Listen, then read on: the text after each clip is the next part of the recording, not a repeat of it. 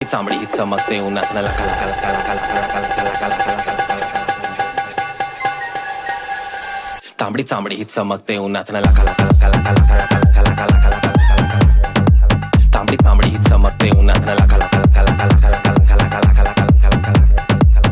तांबडी चांबडी ही चमकते उन्हात न लका लका लका लका लका लका लका लका लका लका लका लका.